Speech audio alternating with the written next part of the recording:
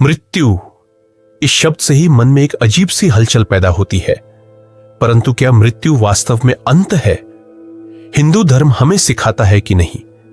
यह तो एक अगली यात्रा का आरंभ है, एक रहस्यमय और दिव्य यात्रा जो आत्मा को एक पड़ाव से दूसरे की ओर ले जाती है। हिंदू दर्शन में कहा गया है, आत्मा न कभी जन्म लेती है न कभी मरती है। गीता में श्री कृष्ण कहते हैं, नैनम छिंदंती शस्त्राणी नैनम दहति पावक। आत्मा को न कोई अस्त्र काट सकता है न अग्नि जला सकती है। शरीर तो एक वस्त्र है जिसे आत्मा समय समय पर बदलती है। जैसे हम पुराने कपड़े त्याग कर नए धारण करते हैं, वैसे ही आत्मा भी एक शरीर त्याग कर दूसरा लेती है। जब मृत्यु निकट आती है तब पंच तत्वों से बना शरीर धीरे धीरे क्षीण होने लगता है। आखिरी क्षणों में प्राण आत्मा के साथ ब्रह्मरंध्र या शरीर के अन्य भागों से बाहर निकलते हैं। इस पल में व्यक्ति के अंतिम विचार बहुत महत्वपूर्ण माने जाते हैं। भगवत गीता कहती है, यम यम वापि स्मरण भावम त्यत्यन्ते कलेवरम।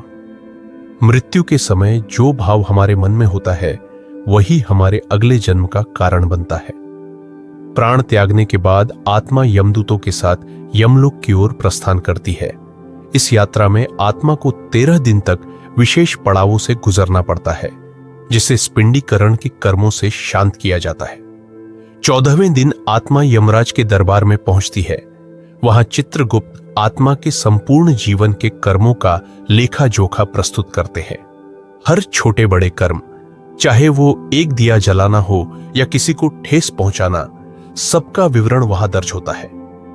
यदि आत्मा ने अधिकतर पुण्य कर्म किए हों तो वह स्वर्ग जाती है, जहां इंद्रलोक, संगीत, आनंद और दिव्य वातावरण उसका स्वागत करते हैं।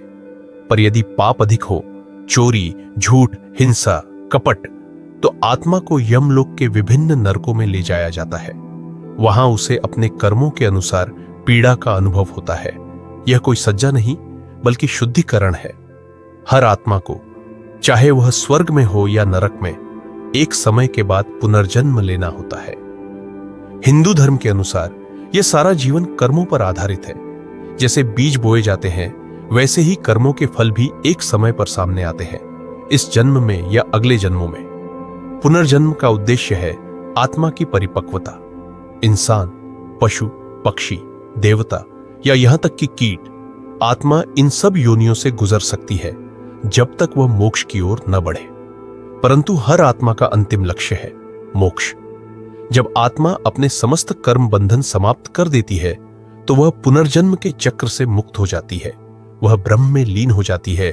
न कोई जन्म, न कोई मृत्यु, केवल शांति, केवल प्रकाश, केवल परम सत्य। तो मृत्यु से डरिए मत, क्योंकि यह अंत नहीं बल्कि आत्मा की अनंत यात्रा का एक अध्याय मात्र है। हम सब